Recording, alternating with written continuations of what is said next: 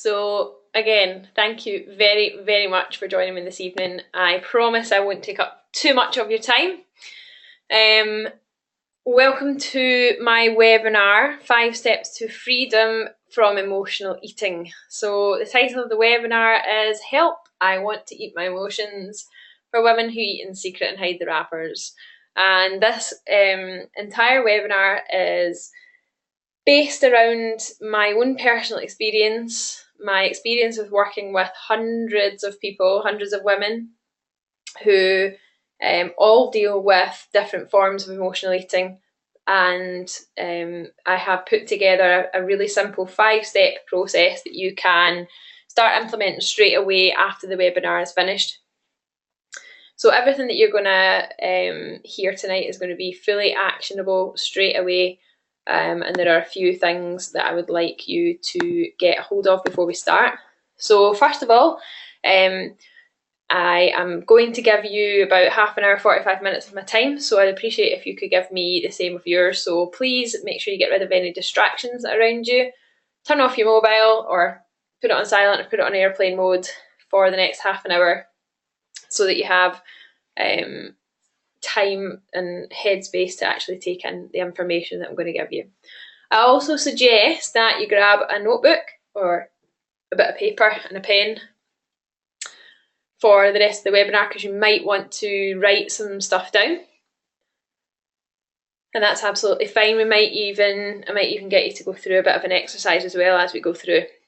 The duration of the webinar is going to be anything up to an hour, but I don't think it will be that long, but just in case, depending on how long I can banter on about, which usually is quite a long time. So tonight's schedule, what we're going to learn, first of all, I'm going to tell you a bit about me, just for those of you that are joined the webinar and you don't really know very much about me. I know there are a few people on that have only just found me recently, via Twitter or just come in through my emails and downloaded the ebook. So I'm going to tell you a bit more about me so that you know who I am and why I'm actually doing what I'm doing. I'm going to talk to you about emotional eating. I'm just going to go through what exactly it is so that you can start to identify whether or not you have an issue with it. I'm going to talk to you about another sort of form of emotional eating, which we call mindless eating as well, and sort of try to help you identify whether or not you are emotionally eating, or if perhaps it's more of a mindless eating issue that's going on. How do you know if you are an emotional eater? So by the end of this webinar, you will know whether or not you are. And I'm guessing most of you that are on the webinar tonight are here because you want to learn about how to stop being an emotional eater. So I'm guessing that you are one. Why willpower isn't reliable and that you aren't weak. The difference between emotional and physical hunger.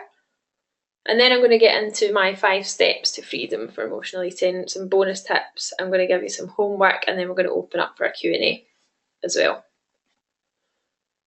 So for those of you that don't know me, my name is Rachel. I am 31-year-old Scottish but living in England, personal trainer, a nutrition coach and women's confidence campaigner. I also author to 3 cookbooks as well, and a few other bits and pieces out there in the wide world. I've done all sorts of different stuff. I have 7 years of coaching experience, everything from group exercise to one-to-one exercise. Graduated from Nutrition Academy nearly 3 years ago with an advanced nutrition supplementation diploma, and I'm hoping to go and do my diploma in sports nutrition later this year as well. My company name is Walk the Talk Fitness, so you've probably seen that most of the marketing and stuff has the company name on it, but that's just me. So if you see the little upside down man, that's just me.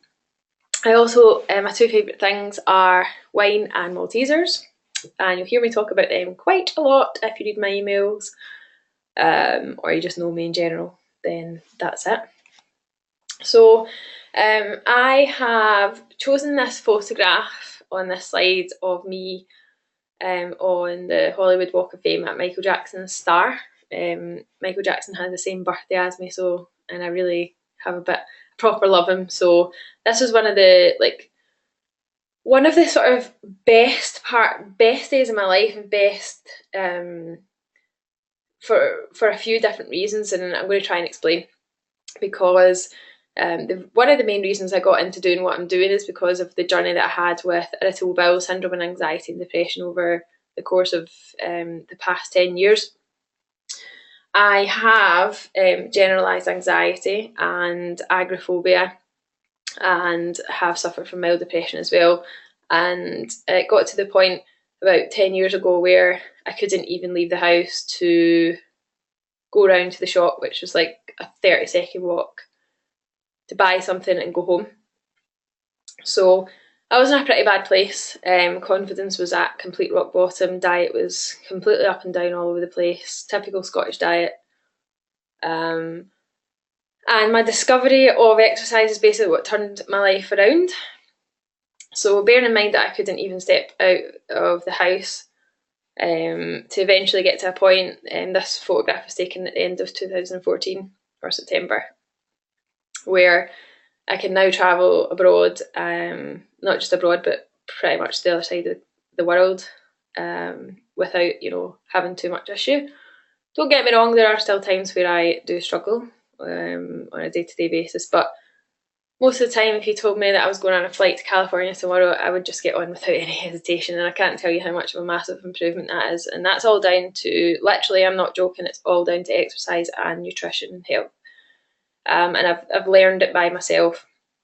I have trial and errored so many different things that I'm here today to save you the time, so that you don't need to do the same thing. So that photograph means quite a lot to me, because it kind of signifies a moment in my life where I felt the best I have felt in a very, very, very, very long time. Before I went to California, a couple of years before, I had lots of different disordered eating issues and emotional issues with food as well. So I do understand what it feels like to feel like you're trapped in a vicious circle, and I also know how simple it can be to get out of that again as well. So yeah, that's my story.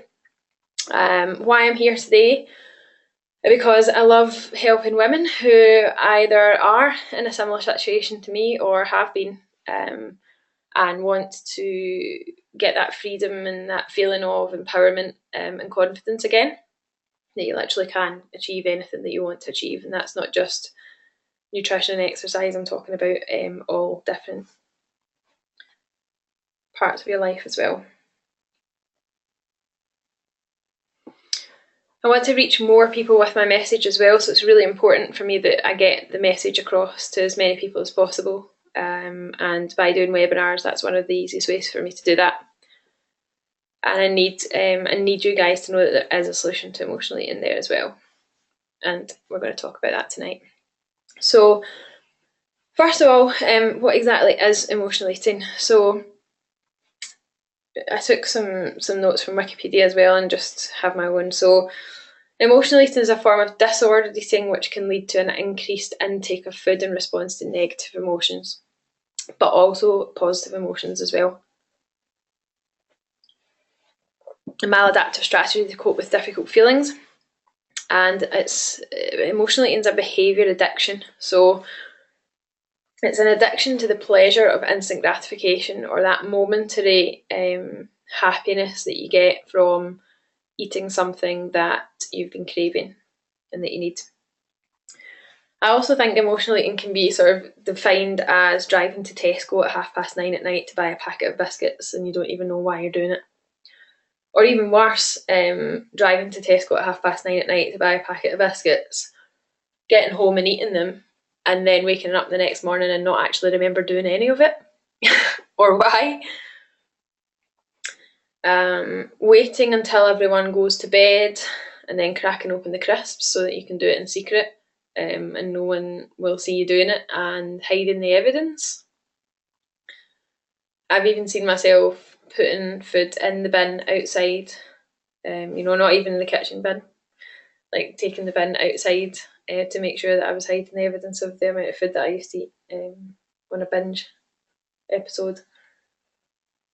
Or perhaps eating junk in the car when nobody can see you is another one as well. So,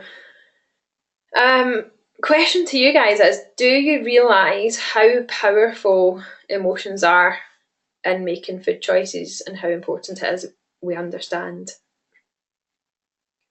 this? Feel free to type away in the chat box anything you want, just a yes, or do you recognise that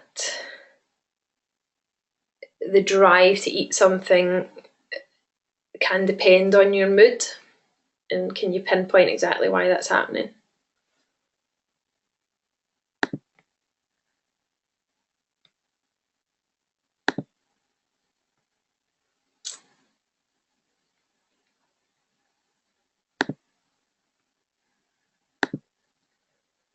So a lot of people are saying the yes, and it's all consuming and can't pinpoint exactly what emotions are involved. And Angela says that she thought she had no willpower, which I'm going to talk about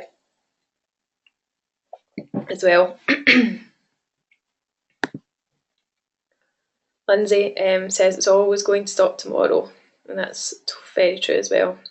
So yeah, your emotions are very powerful, especially as a female, in making food choices. Sometimes we can make food choices without even thinking about it and not realising that we've done it until after it's happened. It's an addiction, a behaviour addiction, it's a habit, and it's something that we sort of feel entitled to do as well. Mindless eating, slightly different than emotional eating. So like I said, going out to Tesco, buying a packet of biscuits and eating them without even realising it. Slightly different to emotional response eating. Mindless eating normally has trigger places. It's not emotionally driven but habit based. So this is a difference. This is a habit based. So mindless eating is often triggered by one particular thing or situation. For example, always eating when you watch TV. So if you sit down to watch TV, you've got to have some food. Or if you go and make a cup of tea, always have a biscuit with it. It's habit based and it's completely mindless as well. Other trigger places can be like at your desk, at work, or by the phone, or in the car is another one as well. So that's emotional eating and mindless eating as well. So slightly different. So see if you guys can relate to any of these statements here. This is sort of to help you identify whether or not emotional eating is actually the true problem for you. So would you answer yes to any of these questions? Do you treat yourself with food? Do you feel a sense of entitlement after a hard day? So you've been working all day, you've come home, you've picked the kids up from school, you've made dinners, you've got them to their clubs and you've got them back, you've got them to bed, and you sit down on the couch, switch the TV on, and then you feel a sense of, I deserve it. I've got through this day and I'm entitled to eat whatever I want. Do you eat when you feel stressed out? So if someone stresses you out or something happens that stresses you out, is it an instant response? Do you eat in secret or binge on foods only when you're alone? Or do you feel more comfortable eating alone? Do you hide the evidence? Plan a binge ahead of time to get you through a specific situation? Just see if any of these ring true for you guys. Do you drown your sorrows because you deserve it? So let's get a show of hands or a show of yeses or a show of comments for anybody that relates to any of these statements.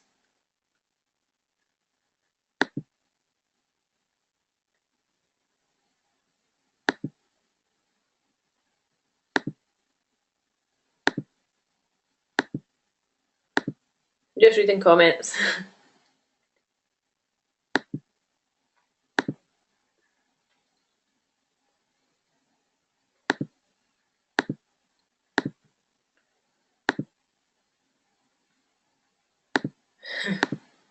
A lot of you are saying you feel like I'm talking about you. I'm talking about me, and the reason I know all of this is because I've been there, and I've done it, and I still do it.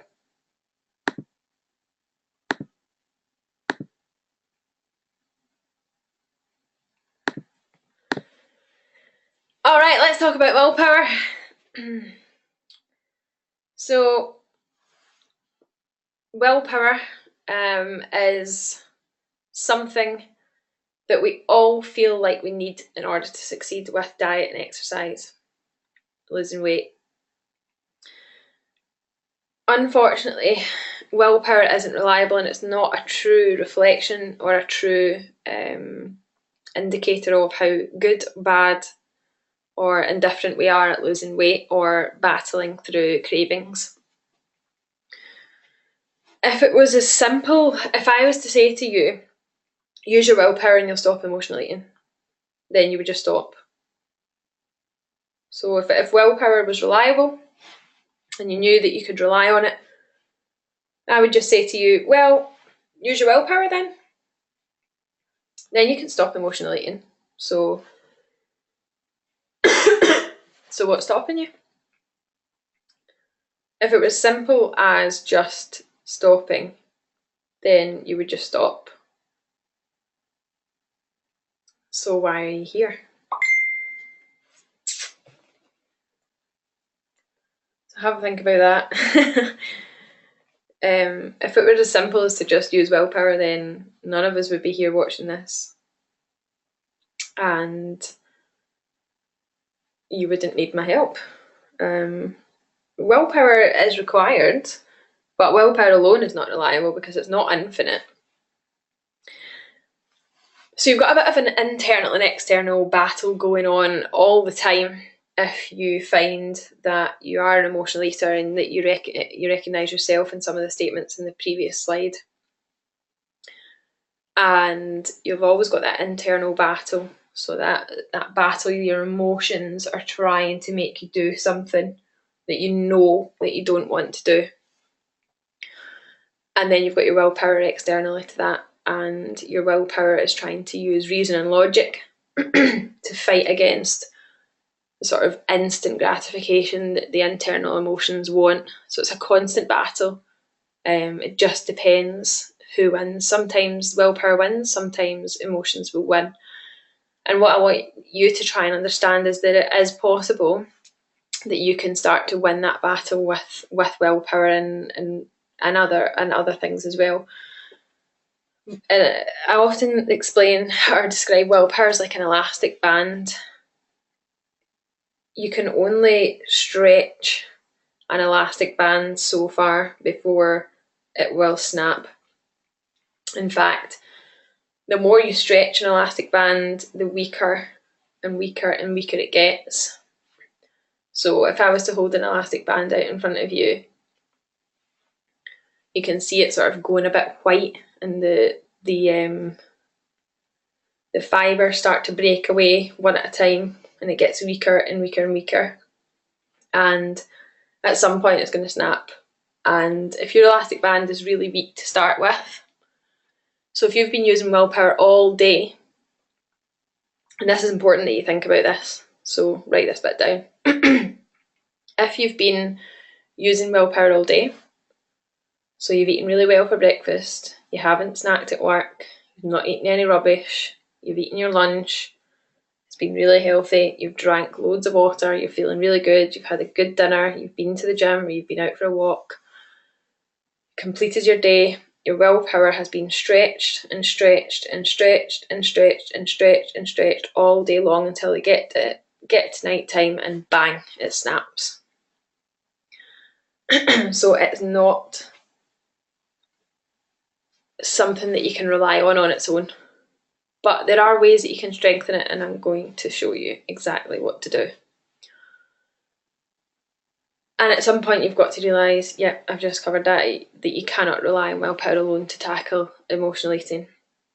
I also want to make it really clear as well that just because you feel that you don't have any willpower, or your willpower has snapped and you've gone and done something that you know you didn't want to do, that it's not because you're weak or because you're the problem.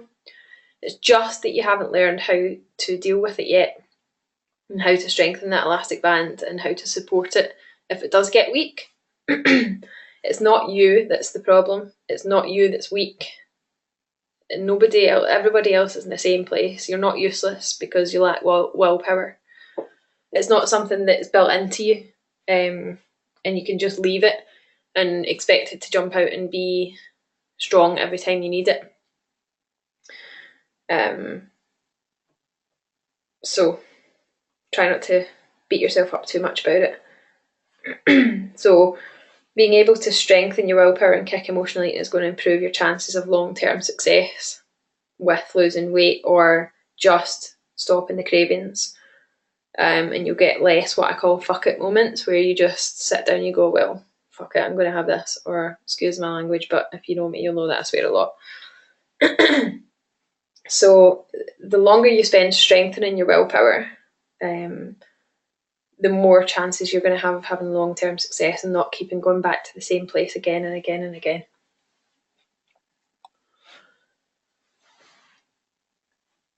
Enough is enough moment. A lot of the time I have clients and women come to me and saying, enough is enough, I've had enough, I need to know how to fix this now. And I suppose this comes to something that I'm going to talk about near the end of the presentation tonight, about asking yourself why you want to know. Why do you want to know how to stop? What is the reason behind it? Why do you want to know how to stop? And think about that, because everybody will have their own why. So I just want you to think about that. You can even type it into the chat box if you want. I'll read the comments about halfway through. So intrinsic motivation, so motivation that comes from within you, and the desire to work on emotional eating for a specific purpose must be established. So I want you to think about why you want to do this, why you want to learn this 5-step process. Have you reached your enough is enough moment yet? So have you got to that point where you're in enough pain with this, that it's causing you enough stress and upset that you're really willing to do something about it? And do you feel that you're truly ready to tackle it? Because you might not be, and that's completely fine. But you will get to that point eventually where you will have had enough. And when you do get to that point, you'll have your toolkit that I'm going to give you tonight. So in order to beat this, you're going to need more than one thing.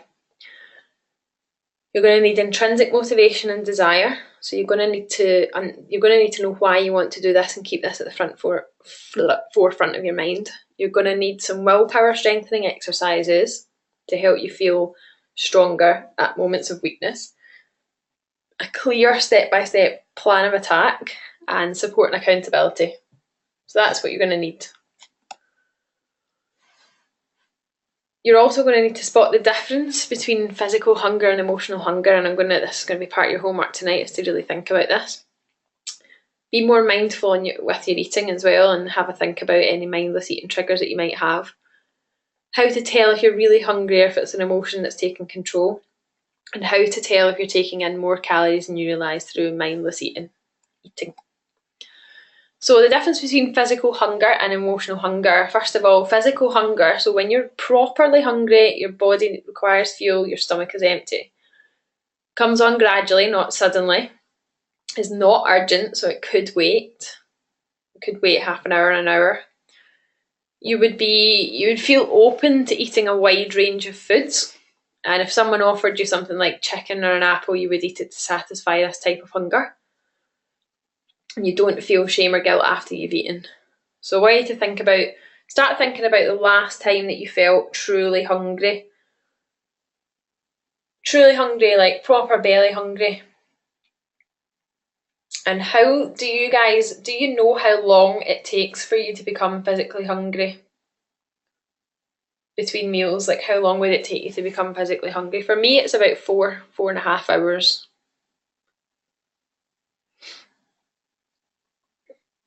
So that's physical hunger.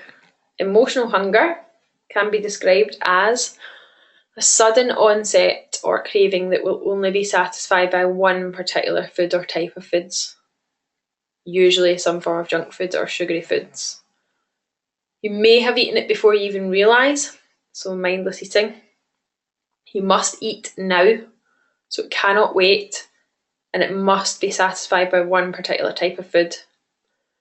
Instantly regret eating what you did and feel guilty, weak or shameful. And you hide the evidence, possibly. Not everybody. Maybe not unless it's like extreme. So if you've eaten like 2 packets of biscuits, then that might be the case when you start to hide it. So do these resonate with you? When it comes to emotional hunger, it's sudden. You only want one thing. You might have eaten it before you even realise it. You must eat now. It must be now. And you would do anything to get it. I want you to start having a little think as well, and you can even start to jot things down before we get into this 5-step process. When do your food cravings happen? Is there a pattern? What is it that you eat, and what makes you crave that particular food? Or can you even acknowledge that you're doing it?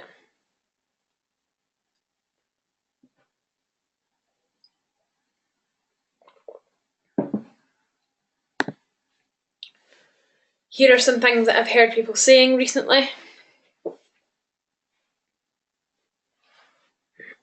So a lot of you have already said this. You want to stop what you're doing, yet you still don't stop. I've been good all week. I would give anything to lose weight, but I just can't stop eating the foods that I love. This is me time. I deserve it.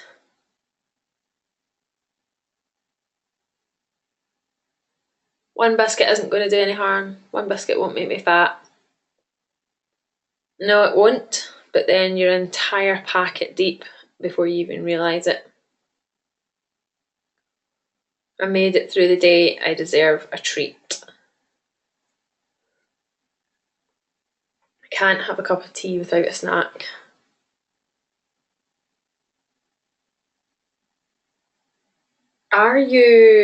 Do you feel like you're doomed for a life of emotional eating forever?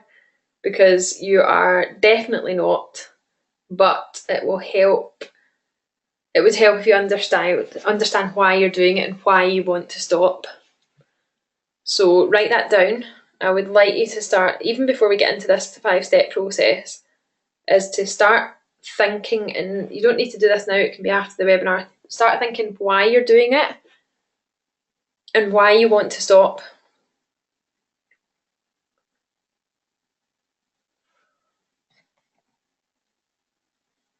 Okay, so next section of the webinar tonight is going to be the actual 5-step process that I'm going to ask you to do and use.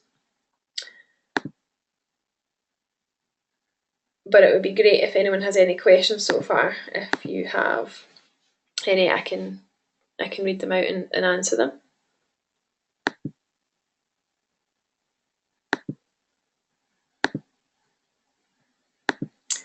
I'm not reading any names out, but if anyone wants to write a comment, I can read it out as well. Because I get so disappointed with myself all day and then come back from swimming and stuffed down toast in the dark downstairs when everyone's in bed. 8 PM onwards, sugary stuff, even white bread. Sugary foods, I crave sugar when I'm tired. I'm afraid of being hungry, and so won't wait until I'm properly hungry before eating. I actually enjoy overeating.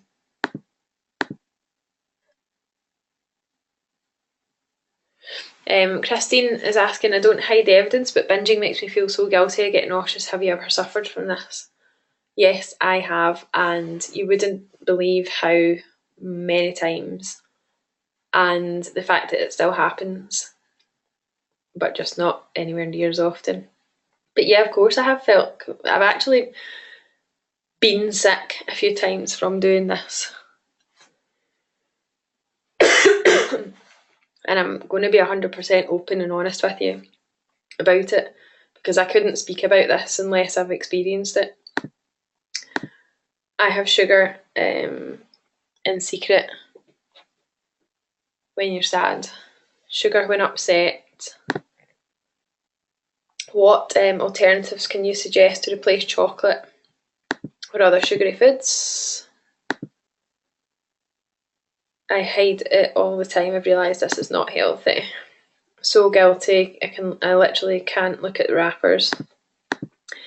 Wendy has asked, what alternatives can you suggest to replace chocolate or other sugary foods? So I'm actually going to kind of touch on this a little bit, but it's always a good idea to swap something like that for something more nutrient dense. So perhaps some fruit, maybe swap the sugary type of chocolate for some dark chocolate. But I'd rather you address things at the root rather than just swapping one thing for another, because you're not really tackling emotional eating at its root cause just simply by swapping one thing for another thing. So before we get into the process, I suppose I should touch on this again, and I'll go off on a tangent just for a second. But if you were to go to the doctor, for example, with an emotional eating issue, the emotional eating is like the symptom of an underlying issue. And if you treat the symptoms, if you only treat the symptoms and you're not treating the root cause, or you're not even treating the root cause of it, but you're not thinking about it, because sometimes it can be a bit scary to think about why it's happening, then you're just masking a problem. It's like having a headache and taking a paracetamol. The paracetamol is just treating the symptoms, it's not treating what caused the headache. And that's a bit like emotional eating as well.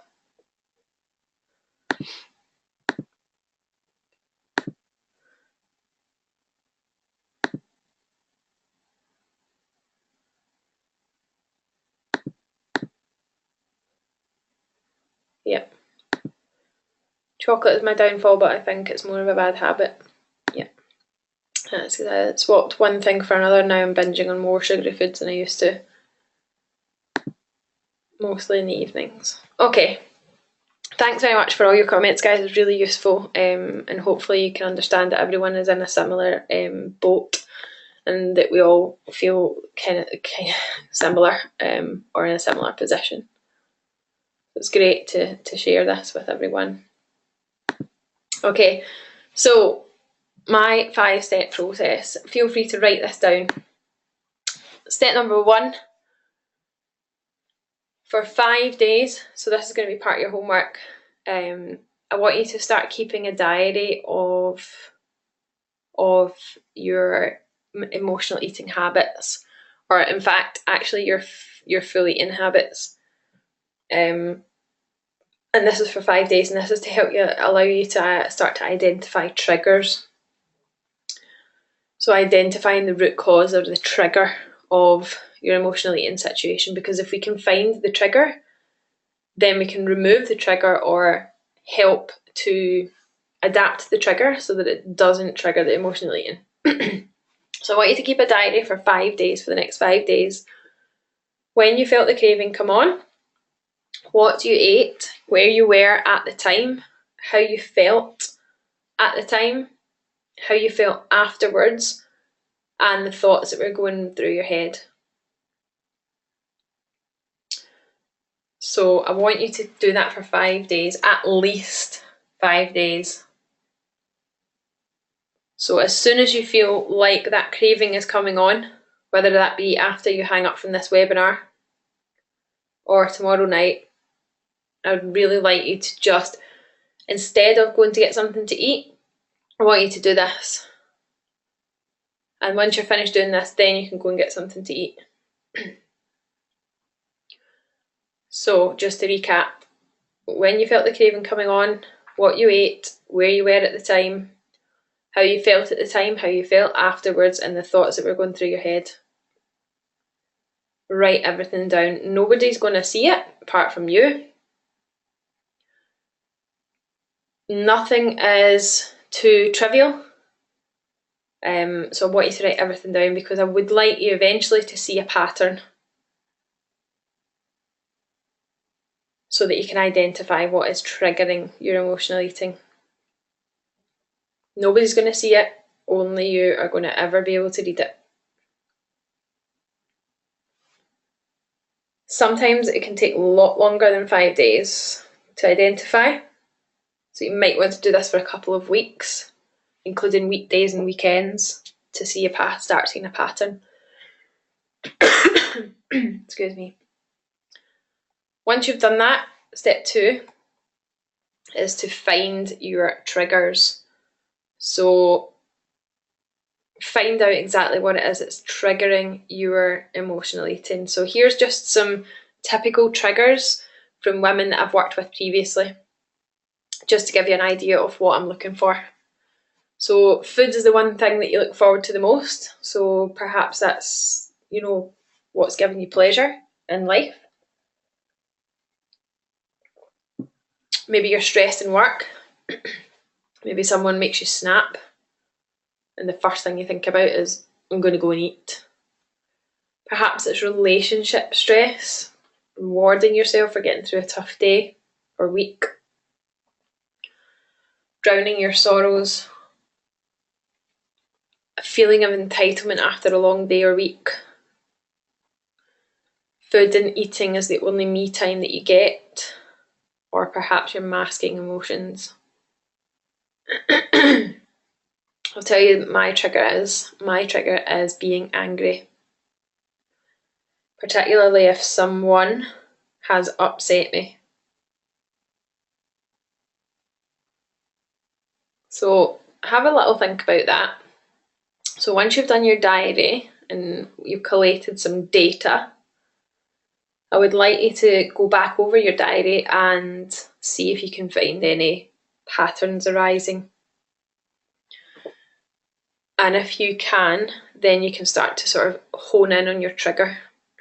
So for example, mine was that people made me angry. I have quite a short fuse, and if anyone upset me or I got angry, pissed off about work, anything like that, then that's what used to trigger it for me. So I had to work on not getting angry with people. So that's what I worked on. So having people affect me less. So being able to shrug things off, or shortening the amount of time that I allow someone else to affect me, rather than it letting me affect me for a day or a week. If I get angry, it normally lasts a few seconds now, or at most an hour, and I'm over it. So find your triggers is step number 2, because once you've found your trigger, then you can find ways to actually work on that rather than working on the actual eating part. Because if you are to fix the trigger, then the eating part will disappear, or it will become easier to manage, and that willpower elastic band will become stronger.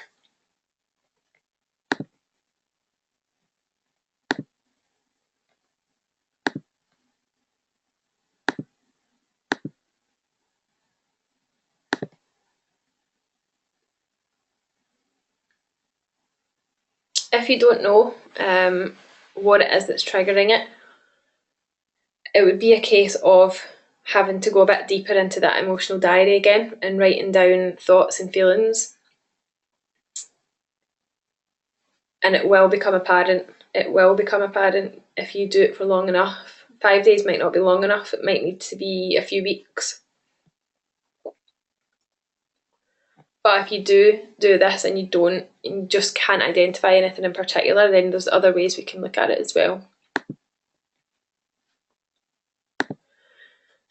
So we also, perhaps this is part 2 of triggers, to perhaps have trigger places, and this is why I've asked you to write down where you were at the time. So perhaps maybe it only happens when you're sat at your desk at work, or on your desk at home, while you're sat on the phone watching TV or eating mindlessly. So start to think about that as well. Is there a correlation between your trigger and a trigger place? Perhaps.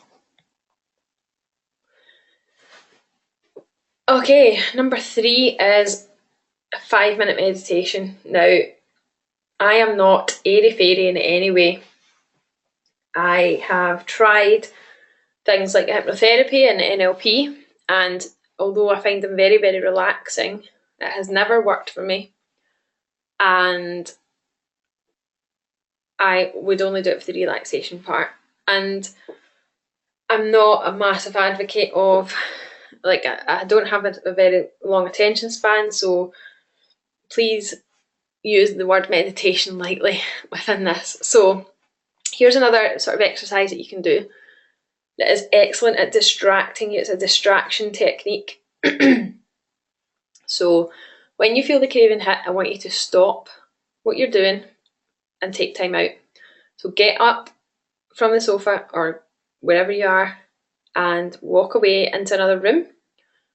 Remove yourself from where you are, take time out, and either download an app like Headspace or Calm. So you can get them on iPhone, and I'm sure you can get them on all the other phones as well. Headspace has like an orange logo, the Calm one has a blue logo. And listen to one of their recordings for 5 or 10 minutes. It's a mindfulness exercise, so it allows you to sort of focus on the moment. And if you're not interested in doing that kind of thing, you can literally just sit for 5 minutes and breathe. Focus on your breathing and focus on the moment instead of the thoughts that run through your head. If after 5 minutes, so you're going to set your alarm on your phone, you're going to set a timer for 5 minutes or 10 minutes after one of these mindfulness meditations. If you're still hungry after the 5 minutes have passed, make a proper meal. So decide what you're going to make a proper meal. And if that doesn't take your fancy, you're not physically hungry. Guarantee after those 5 minutes that the feeling will have passed.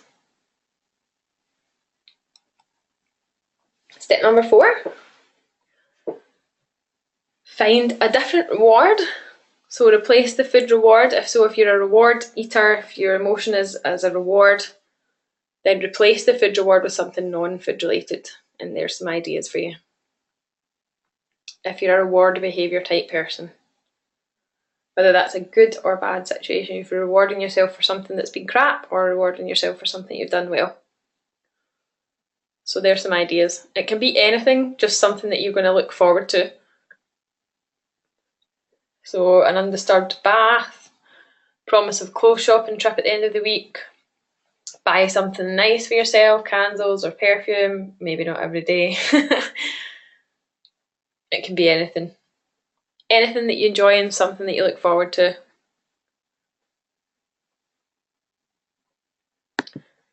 And step number 5, before I get onto my bonus tips, acknowledge how you feel. It's really important that you're not embarrassed to share how you're feeling, because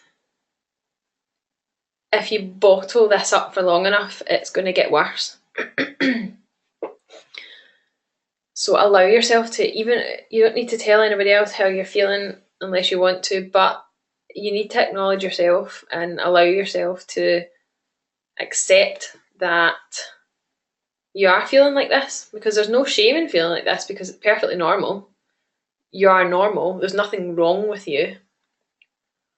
And it can be turned around. So we need to just start to feel a feeling of accepting how you're feeling and dealing with emotions that have been perhaps been buried as well. So there are 5 things that you can take away tonight and just do instantly. Like, you can do this now. But I have another few tips as well that you might want to think about doing, that might take a bit longer as well. So the importance of your baseline nutrition and day-to-day diet cannot be overlooked when it comes to cravings and emotional eating at night time. If you improve your day-to-day nutrition, you will reduce cravings, guaranteed. If your body is being nourished all the time, consistently with good food, majority of the time, this will improve. So you may want to consider giving your diet a complete overhaul on the whole as well. So rather than just looking at emotional eating, it might be an idea to have a look at your overall diet and nutrition, because if you can get your body working in a more healthy way overall, then you have a better chance of beating this. More things that you can do: get support and accountability. I couldn't do it on my own, and I know a lot of other people can't. So find someone that you trust and ask them to help you, support you. I said to one of my clients the other night, if it helps you, actually not even a client, a friend, if it helps you, I want you to text me at the end of every night and tell me that you haven't caved into your emotions tonight, just for a bit of accountability. Determine your why and remind yourself of it when you feel a sudden onset of emotions. So remember, we spoke about the why. Why do you want to fix this? So remind yourself of that. Cut yourself some slack. It's normal. You're not weak. You are not on your own. It can be dealt with. So cut yourself some slack and just relax a little bit, because it can be fixed. Appreciate how far you've already come on your journey. I know a lot of you have been following me for a long time, and you beating yourself up about this when you've already come so far already. So it's a really good idea to reflect about what you've done already, what you've learned already, and what you know. Sometimes we don't even need new information. We just need to reflect and appreciate what we've already learned and what we can use that we already know. And every time you fall off the wagon, every time you fail, you learn from it. So if you have managed for 2 nights in a row to control this, and on the third night it goes tits up, get your notebook out that you're writing your diary on and write down what happened, how you felt, what you learned from it, and what you're going to do differently tomorrow night to make sure it doesn't start again. You didn't fail, you just learned something from it. So homework: keep a food and emotion diary for 5 days minimum. Analyse it to find possible triggers. Work on removing or changing the triggers first. Treat the root, not the symptom. Try the 5-minute meditation technique. Find a different reward and reach out and ask for help if you need it. You are not weak. Here's where you can find me. If you're not already in my Facebook group, Body Confidence for Busy Mums, make sure you get in there. Just search for that. You'll find my pink hair. Free Facebook group for busy women, so anybody can join. Loads of great accountability posts every day, a bit of banter, just general positive atmosphere. And that's all the other stuff I do: online group nutrition coaching, one-to-one nutrition coaching, one-to-one sports nutrition coaching for performance as well, and that's my website at the bottom. Right, I'm going to go for 2 minutes of questions. 2 minutes of questions, and then we'll finish on time. Karen says, it's just occurred to me, I eat when I'm bored.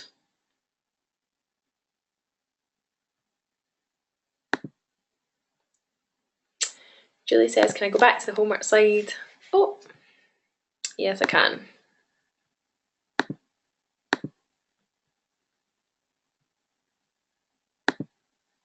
So please reach out to me if you need help.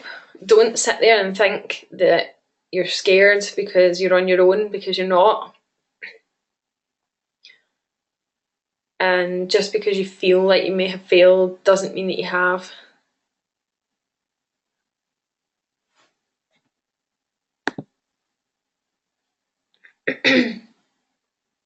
Catherine has just got a great comment.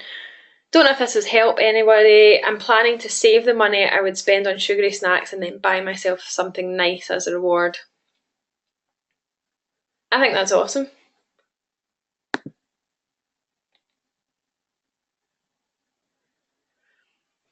Someone has said, not a question but quite difficult to listen to, as I relate to so much of what you said. You know, I'm kind of glad that you said that in a way, because the reason I can write all this and talk about it is because I've lived and breathed it for a long time. Long time.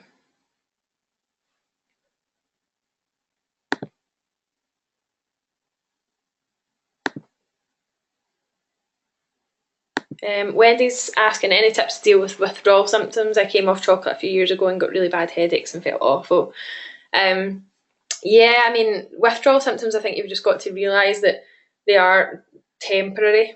If you're someone that eats a lot of processed food or a lot of sugar and you just stop it altogether, like out of the blue and go cold turkey, you can even get like flu-like symptoms, headaches, upset stomachs, sinus problems, all sorts of stuff. Dealing with it, painkillers and plenty of water, and looking after yourself nutrition wise, eating nutrient dense foods, perhaps some starchy carbohydrates like potatoes and sweet potatoes, starchy comfort vegetables, but plenty of water, stay well hydrated, and use painkillers to ease the blow.